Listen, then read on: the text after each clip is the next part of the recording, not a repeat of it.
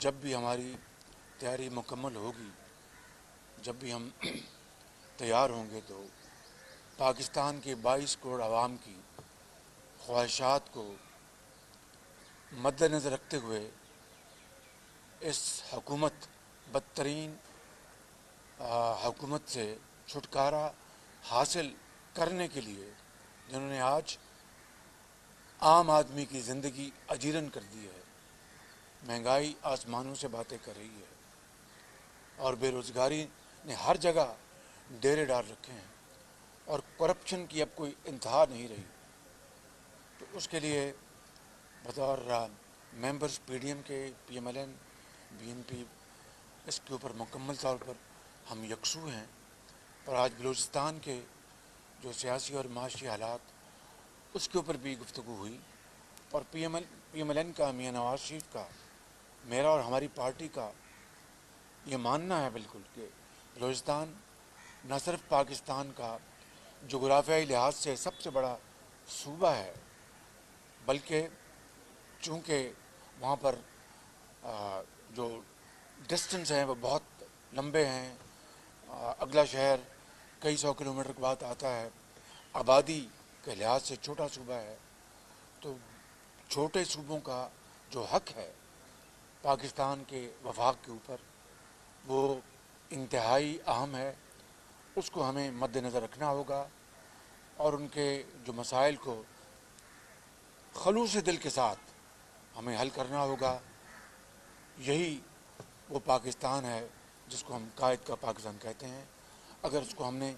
شرمندہ تعبیر کرنا ہے، تو پھر چھوٹے صوبوں کا جو حق ہے، ان کے حقوق جو ہیں، ان کی ہمیں بھرپور پاسداری کرنی ہوگی، اور بڑے بھائی کو یعنی صوبہ پنجاب کو اس کے لیے آگے بڑھ کر ان کو گلے لگانا ہوگا۔ ان الفاظ کے ساتھ میں آپ سب کا شکر ادا کرتا ہوں، اور سردار صاحب کو دعوت دیتا ہوں۔ بسم اللہ الرحمن الرحیم۔ میں سب سے پہلے میاں ساوت شریف کا شکر گزار ہوں کہ آج انہوں نے ہمیں مدعو کیا۔ ظاہر پی ڈی ایم کا ہم حصہ ہیں، اور نہ کہ صرف پی ڈی ایم کا حصہ ہیں بلکہ ہاؤس میں بھی میاں صاحب ہمارے اپوزیشن لیڈر بھی ہیں، اور جو بھی فیصلے آج دن تک ہوئے ہیں پارلیمنٹ کے اندر یا پی ڈی ایم کے پلیٹ فارم پر، ہم تمام پولیٹیکل پارٹی جو پی ڈی ایم کا حصہ ہیں انہوں نے اتفاق رائے پر اس پر عمل درآمد کیا ہوا ہے۔ اور آج جس موضوع پر بحث ہوئی ہے یا بات چیت ہوئی ہے، وہ ظاہر نے آج کے ماحول کو دیکھتے ہوئے ووٹ آف نو کانفیڈنس کے حوالے سے، جس کے حوالے سے پچھلے ادوار میں بھی 2-3 میٹنگیں ہوئی تھیں، اور اس پر اتفاق رائے بھی طے کیا گیا تھا، اور اب اس کو کس طرح آگے بڑھانا ہے، یہ تمام ان پارٹیوں کی جو پی ڈی ایم کا حصہ ہیں انہوں نے اپنا جب ہوم ورک کمپلیٹ کر لیا، اور کسی حد تک میں سمجھوں گا کہ ہمارا ہوم ورک کمپلیٹ ہو بھی چکا ہے، تو پھر اس کو عملی جامہ پہنایا جائے گا۔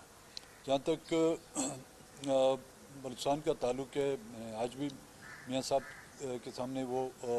اپنا مدعا پیش کیا کہ بلوچستان کو جس طریقے سے نظر انداز کیا گیا ہے، اور آج کے جو حالات ہیں بلوچستان میں، میرے خیال میں وہ ان ادوار کی زیادتیاں یا اس کو نظر انداز کی وجہ سے آج وہ حالات اس نتیجے پر پہنچ چکے ہیں۔ میں یہ تو نہیں کہوں گا ہم بہت دیر ہو چکی ہے، لیکن اب وقت یہ ہے کہ زیادہ دیر نہ ہو، کیونکہ جیسے جیسے دن گزرتے جا رہے ہیں لوگوں میں مایوسیاں اور نفرتیں جو بڑھتی جا رہی ہیں۔ ایک گھر میں بھی اگر زیادتیاں ہوتی ہیں، ایک بھائی کی دوسرے کے ساتھ اگر ناانصافی ہوتی ہے، وہ ایک گھر کو جو بکھیر کے رکھ دیتی ہیں، اور وہ ناانصافیاں پھر ناراضگی میں تبدیل ہو جاتی ہیں، ناراضگیاں پھر جو ہیں نفرتوں میں تبدیل ہو جاتی ہیں، اور نفرتیں جو ہیں پھر بغاوتوں میں تبدیل ہو جاتی ہیں۔ اس وقت جو ہے بلوچستان میں جو شورش جو چل رہی ہے، وہ 70 سالہ 72 سالہ ان زیادتیوں کا نتیجہ ہے جو مختلف ادوار میں ہوتی آئی ہیں۔ تو آج بھی ہم نے یہ بات رکھی کہ بلوچستان اگلی جو جس کو میں تبدیلی تو نہیں کہوں گا، کیونکہ تبدیلی کے نام سے اب ہمیں چڑ آ گئی ہے، اب تو میں یہ کہوں گا کہ اس بلا سے کس طرح چھٹکارا حاصل کیا جائے، تو یہ لفظ ہے، کیونکہ تبدیلی جو یہاں پہ آئی اور چینج کے نام پہ جو ٹرمپ جو چینج وہاں پہ لایا، اس سے صرف تباہی آئی ہے۔ تو اس میرے خیال میں چھٹکارا لفظ بہتر رہے گا اگر اس حکومت سے چھٹکارا حاصل کیا گیا اور اگلی حکومت آئی تو اس میں بلوچستان کے ان ایشوز کو جو ہے نا سیاسی بنیادوں پر حل کرنے کی کوشش کی جائے. بلوچستان کا مسئلہ روز اول سے سیاسی تھا اور اس کو جو ہے سیاسی لوگوں کے ذریعے سے حل کرنا مناسب ہوگا. نہ ہی بندوق سے یہ مسئلہ حل ہوگا نہ ہی عسکری توپوں سے یہ حل ہوگا. جہاں پہ بھی اس طرح کے کنفلکٹ ہوتے ہیں, دنیا بھر میں اس طرح کے کنفلکٹ ہوئے ہیں اور ان کا حل ٹیبل ٹاک اور سیاسی ماحول میں کیا گیا. آج بھی ہم اسی بات پر متفق ہیں کہ جی بلوچستان کے مسئلے کو سیاسی طور پر حل کیا جائے, ان کے جو جائز مطالبات ہیں ان کو پورا کیا جائے. اور بلوچستان میں اس وقت جو سب سے اہم مسئلہ جو مسنگ پرسنس کا ہے, اگر کوئی گناہ گار ہے تو اس کو ان عدالتوں میں پیش کیا جائے, اگر کوئی بے گناہ ہے ہزاروں کی تعداد میں جو لوگ ہیں ان کو رہا کیا جائے یا بازیاب کیا جائے. بغیر اس کے میرے خیال میں ہم بلوچستان کے مسئلہ اگر کوئی کہتا ہے کہ ہم حل کریں گے وہ حل نہیں ہو سکے گا. سیاسی مسائل ہیں وہ سیاسی طور پر بھی حل ہو سکتے ہیں. تو پھر ایک بار میں میاں صاحب کا مشکور ہوں کہ انہوں نے ہمیں دعوت دی اور انشاءاللہ آپ لوگ جلد اچھی خوشخبری بھی سنیں گے. شہباز صاحب یہ بتائیے گا کہ آپ نے بھی بتایا کہ تیاری مکمل ہے, ووٹ آف تیاری ہو رہی ہے, یہ تیاری ہو رہی ہے, تو سر اس میں کتنا ٹائم لگے گا, 1 مہینہ 2 مہینے, کیونکہ وہ تو حکومت تو بار بار یہ کہہ رہی ہے کہ صرف دیکھیں باتیں یہ میں کوئی ولی نہیں ہوں کہ میں آپ کو آج تاریخ بتا دوں, لیکن سب مل کے تمام پارٹیز جو پی ڈی ایم میں ہیں, جو پی ڈی ایم میں نہیں ہیں, مثال تو پیپلز پارٹی, سب اس میں شامل ہیں, اپنا حصہ ڈال رہے ہیں. اور جو ہی ہماری تیاری مکمل ہوگی آپ کو انشاءاللہ سب سے پہلے اطلاع دی جائے گی. صبح صاحب عمران خان گئے ہیں روس, تو وہاں جنگ لگ گئی ہے. وزیر اعظم عمران خان نے ابھی روس کا دورہ کیا, ان حالات میں جب یوکرین پر چڑھائی کر دی گئی ہے, امریکہ, یورپ, پورا اور نیٹو وہ یوکرین کے ساتھ کھڑا ہے, ایسے حالات میں بحثیت وزیر اعظم پاکستان عمران خان کا دورہ کرنا پاکستان کے سفارتی طور پہ حق میں ہے یا ہم کسی غلط بلاک. آپ نے کل میری پریس کانفرنس میں یہ سوال اٹھا تھا, میں نے اس کا جواب دیا تھا کہ ہر ملک کو اور پاکستان کو اپنے قرب و جوار میں, چاہے وہ ایران ہے, چاہے وہ افغانستان ہے, ایک برادر ملک ہے ہمارے, اور دوسرے جو ممالک ہیں نیبرہڈ میں, ان کے ساتھ اچھے تعلقات استوار کرنا وہ ہمارے حق میں ہے. لیکن میں نے کل کہا تھا, وہ جملہ پھر دہرا دیتا ہوں, نقل کے لیے بھی عقل چاہیے. حکومت صاحب یہ بتائیے گا کہ آپ کی پارٹی کے سینئر نائب صدر شاہد خاقان عباسی صاحب ہر پریس کانفرنس میں کہتے رہے ہیں کہ جب تک اسٹیبلشمنٹ نیوٹرل نہیں ہوگی اس وقت تک تحریک عدم اعتماد کامیاب نہیں ہو سکتی. تو کیا آپ سمجھتے ہیں کہ اب اسٹیبلشمنٹ نیوٹرل ہو گئی ہے یا آپ ابھی انتظار کر رہے ہیں؟ صدر نون لیگ شہباز شریف سردار اختر مینگل کے ہمراہ میڈیا سے گفتگو کر رہی ہیں. ان کی جانب سے یہی کہا گیا ہے کہ ان کو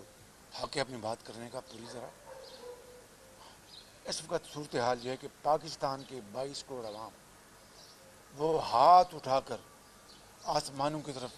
وہ دست بدعا ہیں کہ اے خدا کب اس بدترین فاشسٹ کرپٹ نااہل حکومت سے جان چھوٹے گی, اور کب وہ موقع آئے گا کہ دوبارہ ادویات فری مہیا ہوں گی, تعلیم علاج کے لیے دوبارہ وہ ہمیں وسائل ملیں گے اور روزگار ان کا بحال ہوگا. مہنگائی سے جان چھوٹے گی. مہنگائی نے اس وقت لوگوں کو, یہ قیامت صغریٰ ہے بالکل. تو اس لیے یہ جو فیصلہ جو ہے یہ 22 کروڑ عوام کی خواہشات کے پیش نظر ہے, اور جس سگنل کی آپ بات کر رہے ہیں 22 کروڑ عوام نے یہ سگنل دے دیا ہے. یہ بتا دیجیے گا کہ آپ جیسے آپ نے ذکر کیا ہے مہنگائی کے حوالے سے, جو ہماری معاشی صورتحال ہے اس حوالے سے آپ نہیں سمجھتے کہ فوری طور پر جو ہے وہ الیکشن ہونی چاہیے, اگر آپ کی طریقے میں بات کامیاب ہوتی ہے تو اس حوالے سے کیا کہاں پہ کوئی ڈیڈ لاک وغیرہ؟ یہی ڈیڈ لاک, دیکھیں ہم سیاستدان ہیں, کوئی ریجیمنٹڈ پارٹی تو ہے نہیں کہ ہم ڈنڈے سے, ایک مشاورت سے معاملے چلتے ہیں, گیو اینڈ ٹیک ہوتا ہے, بیٹھ کے بات ہوتی ہے, کوئی ان کی بات سنی جاتی ہے, کوئی اپنی بات منوائی جاتی ہے. تو وہ گیو اینڈ ٹیک یہ سیاست کا ایک بہت ایک حسین یہ اس کا حصہ ہے. تو اس کے لیے ہم ڈسکشن ہے, اور ڈسکشن ہو رہی ہے. کس کا خیال ہے کہ جی اگر ووٹ آف نو کامیاب ہوتا ہے, یہ اللہ کو معلوم ہے انشاءاللہ, تو کتنی دیر چلنی چاہیے, کتنی دیر نہیں چلنی چاہیے, کس طرح ہونا چاہیے, اس کے اوپر مشاورت جاری ہے انشاءاللہ. شہباز صاحب آپ نے ملاقات کی تھی پرویز الہی صاحب سے, تو اس میں جو ہے ان کو اعتماد میں لے رہے ہیں, وہ آپ سے پیار محبت کی پینگیں بڑھا رہے ہیں, रशीद और हुकूमत के साथ वो बैठे हो कहते कि हुकूमत जाने नहीं देगी। मुझे नहीं पता आपकी इशारा किस तरफ है, लेकिन हमारी जो है, हम सियासतदान हैं, हम सबसे मिलते जुलते हैं, एक दूसरे के खुशी गम में शरीक होते हैं। तो मैं समझता हूँ कि ये हमारा कल्चर भी है, हमारी तरबियत भी है और सियासत का हिस्सा भी। बहुत शुक्रिया।